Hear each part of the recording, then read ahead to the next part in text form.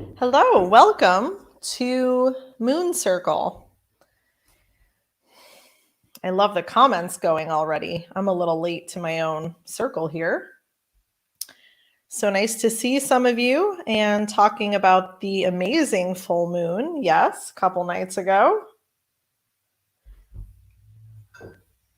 Fabulous. So how was the full moon for everybody, huh? Any crazy stuff go on? Any really cool stuff go on? I'd love to hear your experience. Yeah, Brooke, I love that point. I love that too. We all are seeing the same moon, allegedly. Right? No conspiracy theories here. We're all seeing the same moon. It was a Taurus full moon, right? And I forget if it had another name. Did it? Was it a moon with a fancy fun name this time? I'm not sure. Hello from Sweden and Jill from Canada. And let's see, Danielle, Brooke, Ren, so many fun people. Jessica, Elise.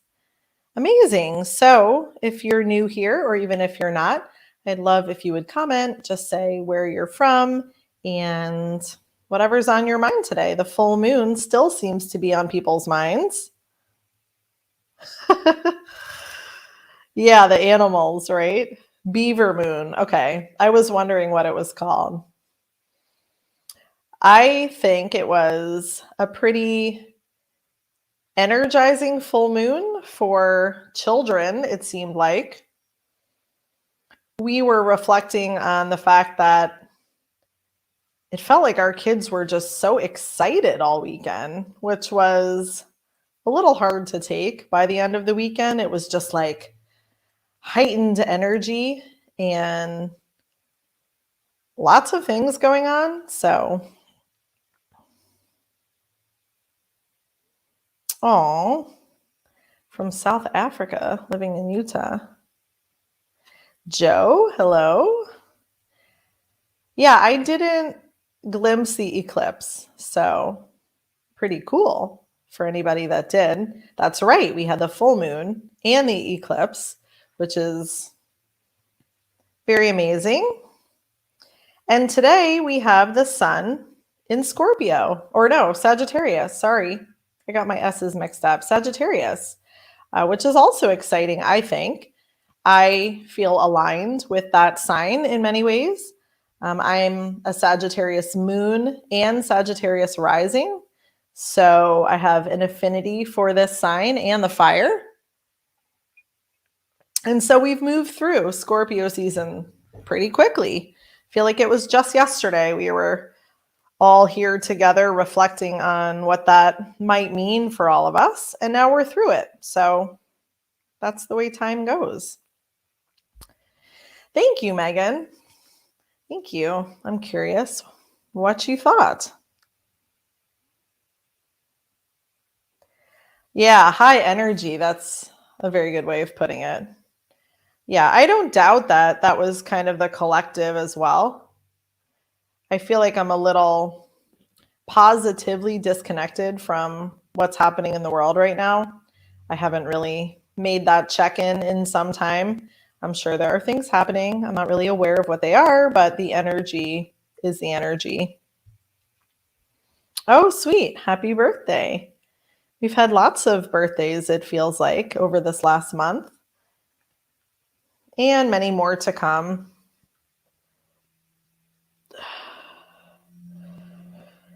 Okay, well, once again, welcome if you're just getting on. I'm drinking some tea today. Didn't quite get through it this morning. That was my challenge, but here I am. Kind of a liver support. I have some dandelion and burdock root and red clover and cedar branches, which all tastes pretty good. I didn't let it steep for too long this morning because I don't like the roots getting too strong. But that's my tea of the day. I wonder what you are all drinking, what you've got going. It's fairly cold here today, I think. I know it's not cold compared to some places. I know Margot is freezing in Minnesota. Probably you Canadians are fairly cold. Okay. Now that we're all here, we've said hello. We've acknowledged the moon for good measure, calling this moon circle, right? We've got to acknowledge the moon. And we're going to choose a card for everybody. I am going to choose a card for everybody. And this is from a deck that I have not shown you because I kind of forgot I had it. I have had this deck for, oh man, probably 12 years. And I still feel like it's new. So I don't know why I don't bring it out more often if I feel that way. It is a variation on a tarot deck, which I think I shared a couple weeks ago. Tarot is still pretty new to me, and I'm getting very well acquainted with my Light Seers deck that I've shared. But back when I got this deck, 12 years ago, I didn't really want to venture into tarot. It just seemed like too much. And I think I understand better why this particular deck, which I'll show you in a minute, felt kind of overwhelming, is because it's like a variation on tarot. It's not tarot, but it is. And so, without the knowledge of that, of the one thing, tarot, this deck feels really kind of challenging. And it still does. It still does. And so maybe we can figure this out together today when I pull a card. But it's called the Inner Child deck, and it's a fairy tale tarot, which I think is really fun. So this is the book. Oops. This is the book. It didn't come in a box or anything. They actually came in like this really fun felt bag. And they're fairly large cards. So wow, snow. I do not envy you. I do not need snow, really ever. I don't enjoy it. It's okay. It's okay. Kids have fun in it. I get it, but I don't like driving around in it. And I am on call for a birth, so I'd rather it not snow. Okay. Let's once again take a couple breaths. Get in our bodies here. Feel where we're at. I agree with the high energy and not feeling as grounded. It's hard work, It's hard work to stay grounded, is what I think. It might not be hard for everybody. I feel like it's hard work and something that I'm always putting a lot of attention on. So just simply breathing can get us in our bodies, nothing fancy. Just remembering we're here right now in these physical vessels, these earth mobiles. Okay. And the card is the Six of Swords. So it's funny because I've been pulling a lot of sword from the sword, suit. And I think we did here last week or maybe the week before, but I'll show it to you. These cards are like almost too big for the screen. So Six of Swords, literally 6 swords there. Swords being air. Looks like there's a sun. I'm going to have to turn this around. Looks like men or boys to me. All kind of clinking their cups as well. Yeah, I wonder why. Someone with more tarot knowledge possibly here could speak to why. Why are we drawing so many swords lately? What is that message? And so on the borders of this card, there's the sun, there's, I believe, air as an element, which is swords, so that makes sense. Yeah, they're really pretty cards. And so maybe we'll play with this deck for the next couple of weeks. Maybe this will be our Sagittarius season deck. I don't know. So I'm going to see what the book has to say because I'm not super confident with this deck. And that image is pretty, but I don't feel like I'm intuiting a whole lot. So go for it if you have an interpretation. I would love to hear it. Your interpretations are probably more accurate than this book anyway, is the way I feel. Crystals, hearts, swords. Okay, 6 of swords. Okay. The grand and dramatic salute pictured in this card is a tribute to the active force of the mind that has found unity and success. Each child holds a cup representing the heart force and a sword representing the mind force. Whoops, sorry about that. Oh, okay. I'm like catching up with my own narration here. So the cup, that's what represents the heart. Okay. The destination has been reached and the search for new clarity is complete. Anybody feeling new clarity? There is focus and a unified vision. There is responsibility, loyalty, and friendship. At this level of exalted awareness, the individual has merged with the ideal of community. From this union, the mission to serve the planet is possible. Whoa, that's kind of big. The heightened mind, symbolized by the swords, is infused with light. The mind is brilliant and full of triumph. Okay, one last paragraph. You have reached a pinnacle. Foresight and inspiration have embraced your mind, and it is as if warm sunlight is evaporating the waters of negative thinking and fear. Awesome. Sit up straight, close your eyes, and let the light of the solar fire become an elixir of wisdom. The golden aura of divine protection surrounds you. Now is the time to serve humanity with clear vision. That's awesome. Anybody else love that reading?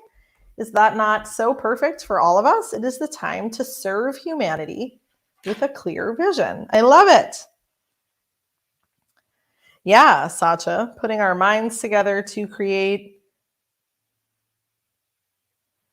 putting our hearts together to create, and I love the divine protection. So I'll show it one more time, see if you can see it. I mean, I see it more now that I read the book, but just the glow of light around them. And that's right. They are children because this is the inner child deck, which I feel like I have been thinking and feeling so much about. Anybody else? Is it that time of year, maybe? Or maybe it's just the time on the planet where we're being called to reflect on our childhood stuff. And, again, I'm sure many of us have done that before, but sort of another round, right? Another version of childhood wounding and kind of moving through that. Well, that feels like a very optimistic card. I mean, not that they aren't all optimistic in their own ways, right? But that feels very unified to be sitting here with you all, even virtually, and to have that be the one today. Yeah, that was a great card. So we'll continue on with this deck, maybe. Like I said, I'll put it back in its fancy little bag here. So many decks. That's like all that's on my desk here. Many, many decks. In a fun roomy book. Oh boy, I'm not getting these back in very well. All right, thank you, cards. You were very helpful and well used today. Okay, so what shall we talk about today? Anybody have anything they want to share in the comments? Anything they wanted to express or kind of have group support on, even though we're virtual? I think the intention is clear that we are a circle and that's the place for it. So I'd love to hear what is on your hearts, what is on your mind, what you've been noticing. Someone, let's see, talked about the bath. That was exciting. I want to see. Brooke, were you the one? Oh yeah, the hot bath. I'm curious how that went. That is quite an experience, is it not? And Megan, I'm going to read your comment.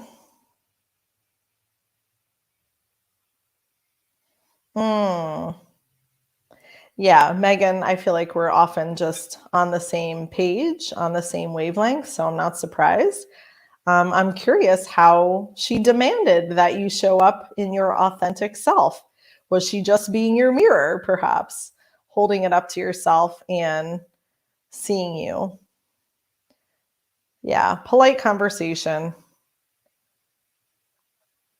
It's for the birds. Speaking of swords and birds and air, it's for the birds. No one needs to be overly polite. Let's talk about real things here. It's so cool. Sure, I would love to tell you about the retreat center, even though it's a vision that I think many of you share and have heard before. No reason to not share it again here with a change of, I guess, astrology, right? We're not quite in a change of season. I was just talking about it today. Just, that it seems as if on the surface, there's not been any progress, right, in the like linear form, but the vision continues to unfold. So I think that that is perfect. And it is moving in the direction of eventually, sometime soon, I hope, having land, having property here in Kentucky where we can start even small. So, what I was saying today to someone was there is this grander vision, right? And I think many of us can already feel what a grander vision of true community and sisterhood and all of that feels like and what it looks like. So, this retreat center, definitely, we have this expanded version. And Nathan, good friend Nathan, everybody knows Nathan, the one I had the podcast with, he has that vision as well. So, our own facilities for even emergency care would be part of that. Can you imagine essentially a village that was sovereign, that was autonomous, where people went for birth, where they went for death, and all of their needs could be met? So even more medicalized care. So that is the grand vision. So you're welcome to hold that as well. I am holding that, but also I feel like we are being beckoned by the universe to create something sooner and more simple at the moment, to be able to have births happen there and to be able to train our students. So it can be modest. I'm imagining, there's no reason not to like completely fantasize. I guess it doesn't have to be modest, but a couple of births a month. Maybe it's just a house structure to start, or, maybe there are a couple of structures on the property. And that's the plan. A couple of births a month. Women come from close by, they come from far away, and they stay for a little while after they are taken care of.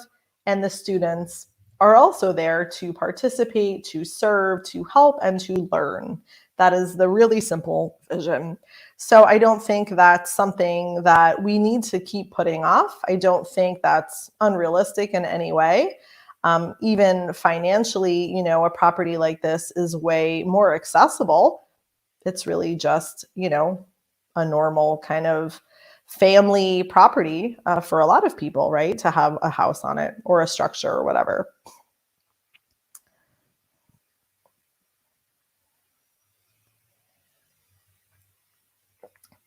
Being patient is not my strong point.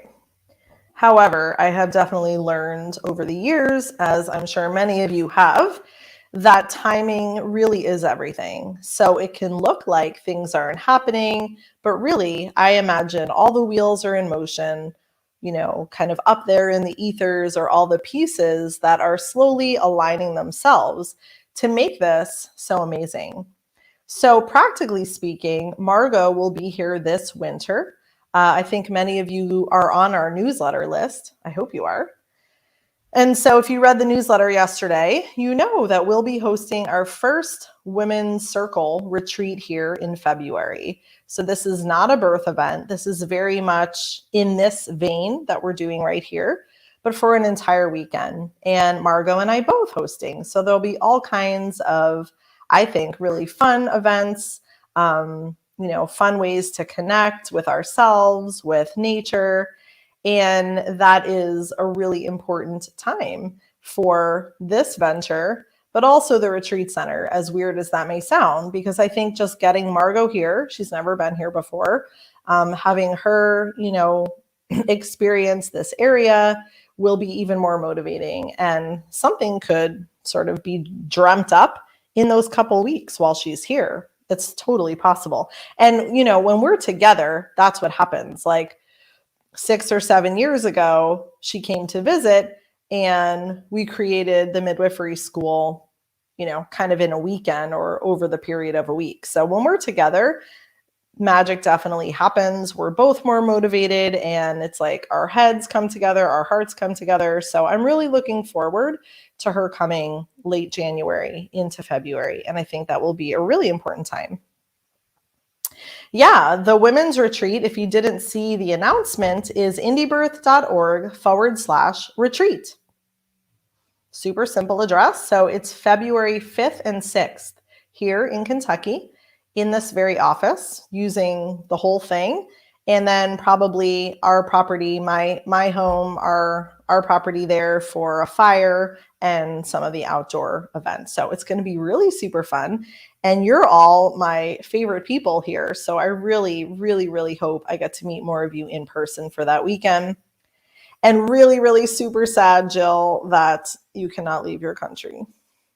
And it's so sad because I know that you would be here for that. All right, I got to catch up on comments a minute.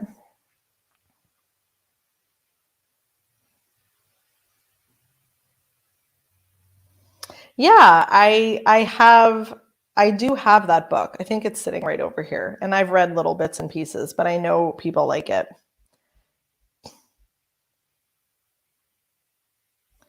Thank you. Thank you. Yes. Thank you for the invitation to share about that again, Dahlia. I really appreciate your support. You're always, wanting to hear more about it. And everybody's support for just holding that vision.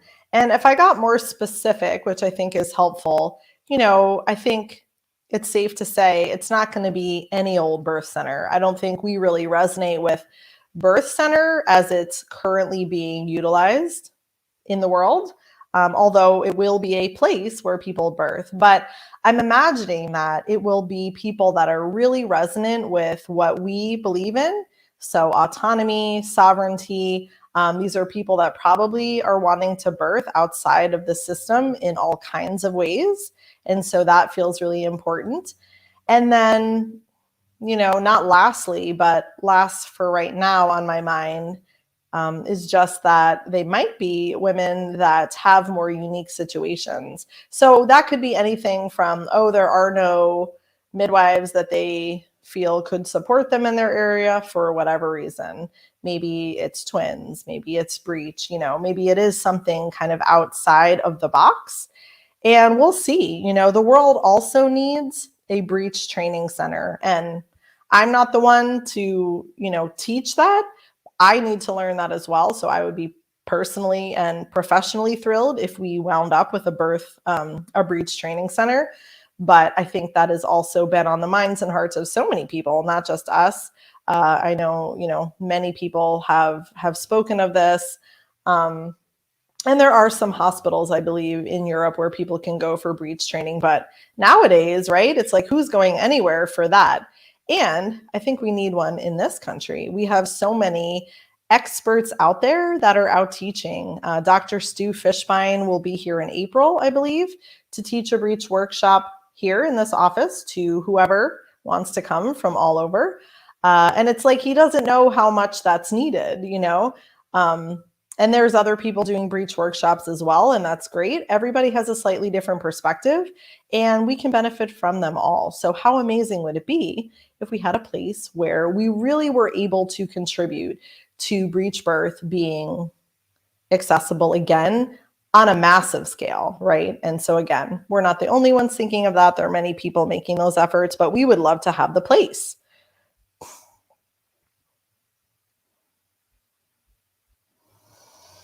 Yeah, Elise, I love your question. So it's fine. It's fine to have like birth related topics. I think many of the birth related topics really do kind of flow into so many other parts of life and ourselves. And I think your question about making love, about intimacy, and how that relates to birth is, yeah, super, super relevant, because birth doesn't just stand alone, right? It's not just like this thing we do that is outside of how we relate in our lives. So I have heard the quote, and I don't know who to attribute this quote to per se, but you birth the way you live. Has anybody heard that? Have you found that to be true in your experience? I feel like it's been true for me, and as much as I can assess from the outside with women I have served, that we live in a certain way with a certain kind of energy. We have our belief systems, we have where we're comfortable, and birth almost always kind of plays out with a similar energy. So I think it's really awesome to just be honest with yourself about wherever you're at, Elise, how you feel in your body, as a pregnant woman, and where you feel you want to grow. I think pregnancy is such an awesome time for that. So being honest about, yeah, where you're feeling kind of uncomfortable, and, not doing anything you don't feel comfortable with, but figuring out new ways that your body can expand. Again, I think pregnancy is such a great time. And, intimacy related for sure to pregnancy is that we're all different. Some women really, really enjoy that connection in pregnancy even more. And then sometimes women don't. And, that's just not somewhere they're really wanting to go. They don't feel like that's benefiting them. So it's not mine to say kind of what side of the coin you fall on. But if you feel that resistance in any way, in your body, and you want to move past it, I think that's amazing. And I think it would ultimately benefit birth. Remember, birth is not, it's not one dimensional. So it's not just physical. But if it is physical in any way, and it definitely is, then it's also sexual. And that is not anything to be shameful about. It's really the simple truth that isn't spoken very much, which is, again, why birth, normal birth, natural birth, undisturbed birth even, can make people so uncomfortable, because it is so, at its core, raw and human. And what got the baby in gets the baby out, right? That's another great quote. So when I have people here to the workshop, sometimes you can really feel their uncomfortableness. You can sense the energy around, why do I feel uncomfortable? Well, this woman is naked. She's making similar sounds that she might make with sex or lovemaking, right? So there's all kinds of ways that it's so, so similar. So working out where your discomforts are in the intimacy arena, the sexual arena, can certainly help birth. For some women, that is purely physical, right? There are certain sensations or things that they really would love to move past. And birth, of course, has very real sensations, some of which can feel really challenging for people, especially with sexual trauma, for example. So, moving past that in whatever way, pelvic massage, like, it can be hard to do that on yourself when you have a giant belly, but just getting more comfortable with your own body is a really simple way, I think, to open up to birth, to open up to another person.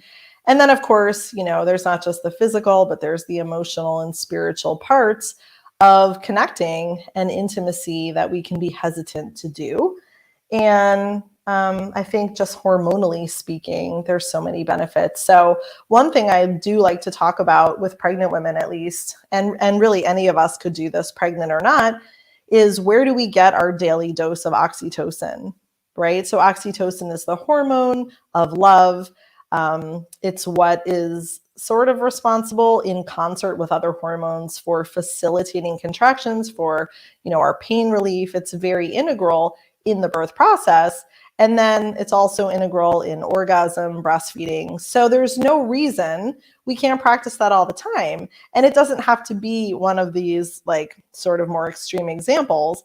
Oxytocin is whatever brings pleasure to you, and it doesn't have to be sexual. Eating chocolate, hugging someone.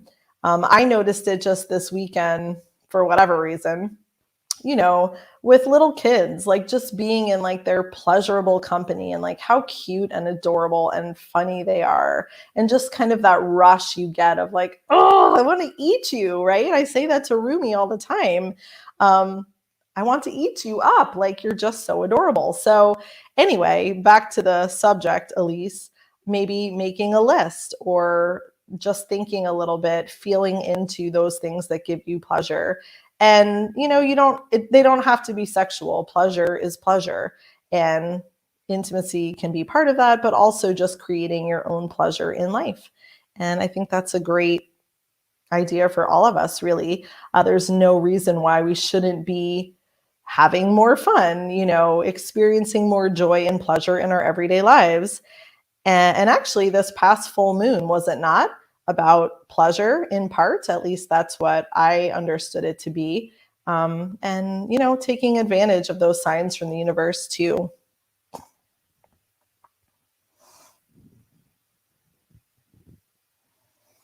Right. And so finally, and maybe it is a bigger topic, but our wombs, so our uterus is what we think of, right, as our womb space, but our cervix is part of the uterus. So it's amazing, all of the, the nerve endings, the pressure points, even inside our yonis, right? Even just like inside before we even got to a cervix, there's all kinds of,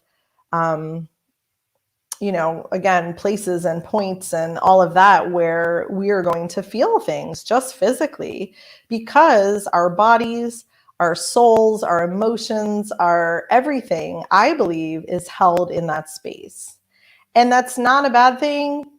I think it's a good thing, but sometimes we are called to address really, really deep stuff that kind of lives there that intellectually, we've forgotten about. Or it's just the stress of life. It's just like the stress of being a mother, of being a woman. We don't give ourselves time to pay attention to that deepest part of our bodies. And things start to fester. So whether it's womb related stuff or cervical stuff or both of these, it's the same organ really, right? But both of these places are, of course, important to the birth process. So for some women, they kind of want to like get in there and work it out. Other women, it's more of just like a bringing awareness. How can I bring awareness to my womb space? I have a meditation out there actually on the podcast archives about bringing this awareness to our womb space. And something as simple as that can feel really good. Have you ever tuned in there past a baby growing in there, or maybe during your moon cycle, you're really aware of your womb, but like other times, what's going on there? Is there even blood flow happening? Are you breathing into that space, or are you completely avoiding it? And I think the avoiding is super common, right? Most of us are kind of like breathing up here.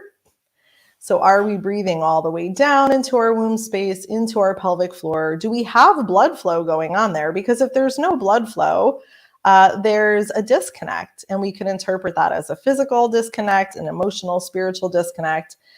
So it's a good reminder for me too, right? Like that we are full beings. We are women, we are females. Even if you don't have a uterus at this point, for whatever reason, some women don't, then there still is that space in your body where the womb used to reside. And so we can still pay attention to it. But anyway, if that's new to you, I think pregnancy is also a great time to connect. You're not just connecting with the baby. Everybody's all about the baby and connect with the baby. And yes, the baby, but your body, what memories live in your yoni space, your cervical space, your womb space. It's really fascinating. And we can just ask these questions. That's what I think. We can pose these questions to our bodies and then just wait for a response and tune in. And that can be really super healing. Yeah, I agree. I agree so much with what Brooke said. And that's kind of what I was getting at too. Pleasure is something we can create for ourselves, sexual, non sexual. And that can be a huge help during birth. I know for one of my births, yeah, it was an amazing, Cove's birth was amazing for that reason, because I really started to question what pleasure was and how it felt. Like, how does it feel in your body? And again, if you want to go the sexual pleasure route, go for it, right? Figure out how that feels, but just pleasure. How does that feel? Where do you feel it? And can you make yourself feel it, right? That's the challenge. Yes, Wild Feminine is a great book. Thank you, Jill.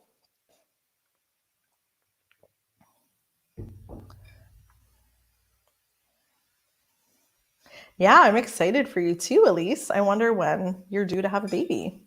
You have to share if you want to. My closing thoughts on that, though, just because you are going to have a baby soon, it sounds like, and it is your first baby. Again, I think your awareness is really cool. And I honor you for having that and just bringing attention to it. And I guess I wanted to add, don't feel like it's a problem you need to solve, right? So it's great to have awareness of it, but also it'll be what it needs to be.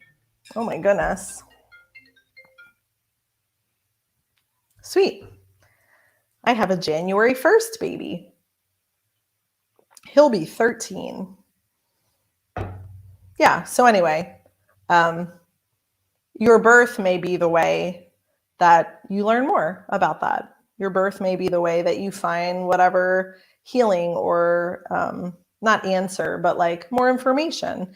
And I think postpartum as well, not that you're there yet, but once you are, that's a whole new opportunity to like learn your body in a new way, and you'll probably have a whole new respect and appreciation for what your body just did. I would imagine. I know I feel that way every time. You kind of forget, but once you're on the other side, it's like, wow, okay, thank you, body, thank you, and now I'm going to show up even more for what you need because you're amazing.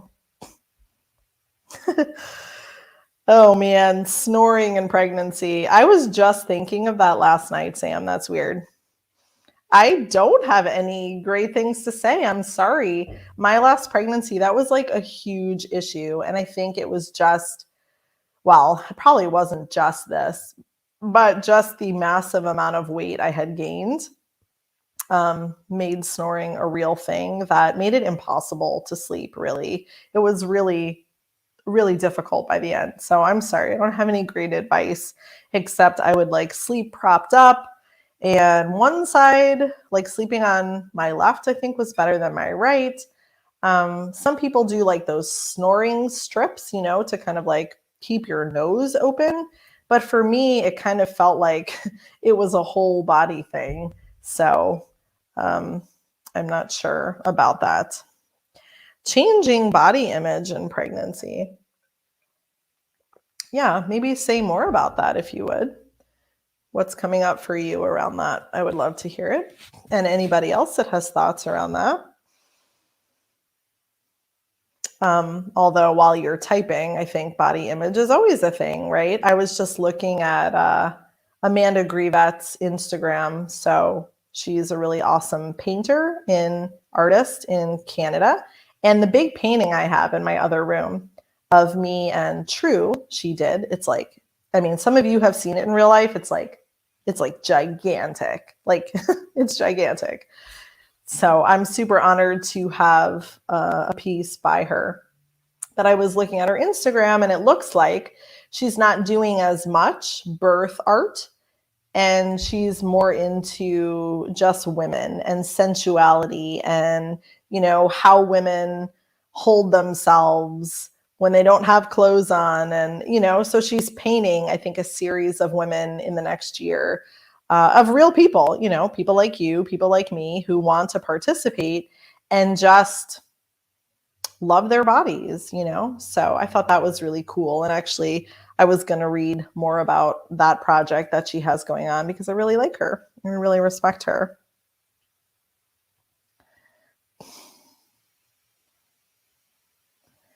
Sure. I know. I think my experience has been that the changing body is not always very comfortable. So I don't know what you're experiencing, Sam. I'd love to hear more. Amanda Grievette. I don't know what her Instagram is, but someday I should show you all the giant painting. I'll have to get it into this room. Many of you have seen it. Yeah, so to be honest, I think that it is difficult to accept a lot of the changes, especially as you get near the end.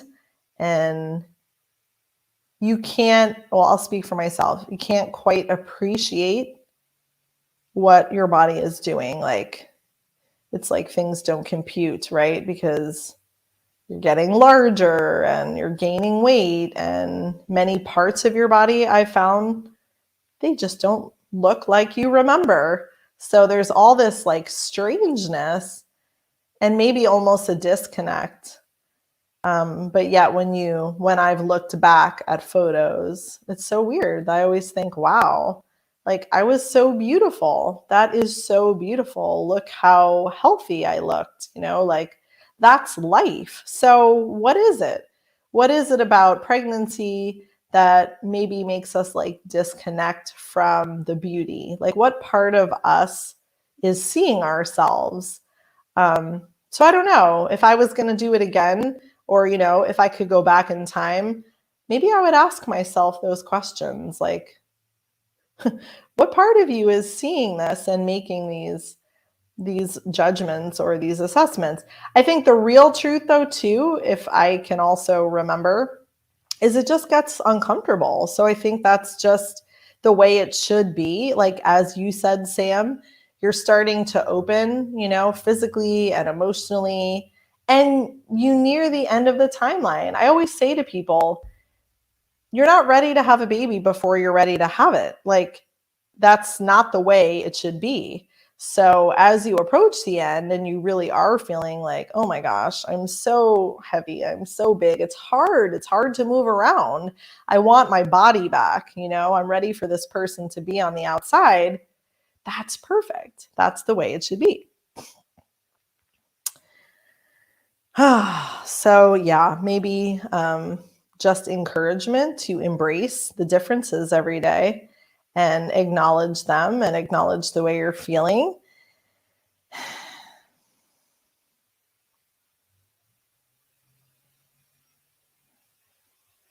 Yeah, I love that, Sibylla.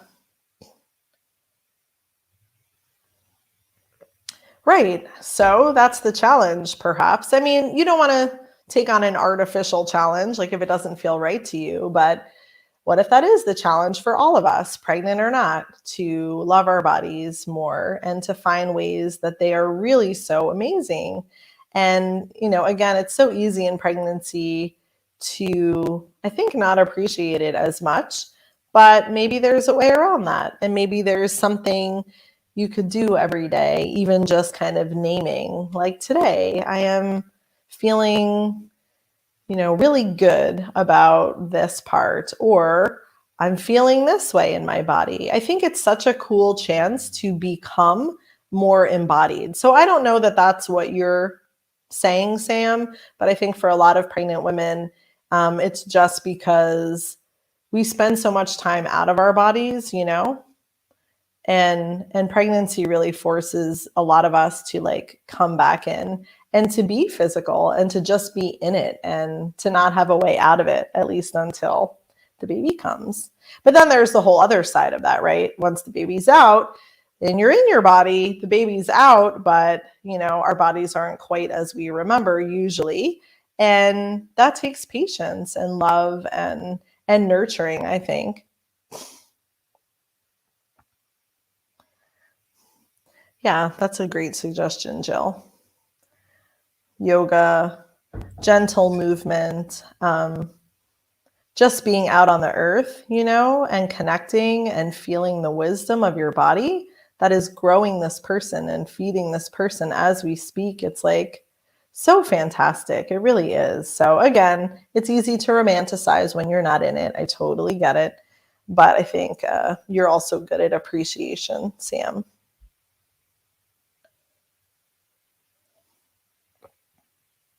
All right. Any last topics or quick topics, I suppose? Quick topics or thoughts or any sharing anybody wants to do.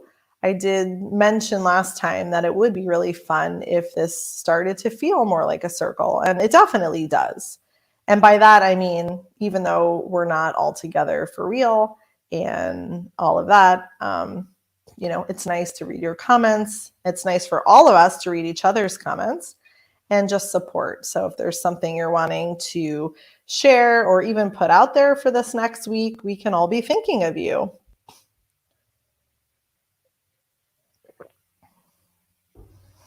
I don't know that there's anything here.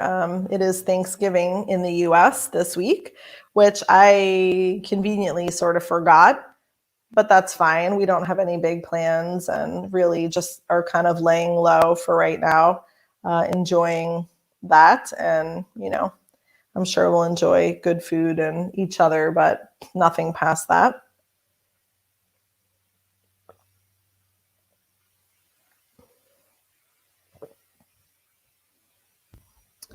All right. Well, I think that ends the moon circle for today. I don't want to get going on another longer topic for the sake of time, but I so appreciate you joining me here today.